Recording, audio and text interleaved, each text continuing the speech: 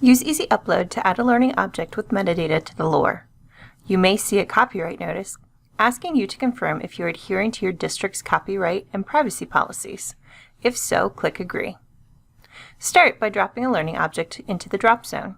You can enter basic metadata like the title, description, and grade range while the file uploads and the virus scan runs. Choose to share the learning object with all users or just teachers in your school, and expand the Advanced section to add additional information. It may not be necessary to complete all of the available metadata options, but consider adding information that would be helpful to others viewing or trying to find their resource.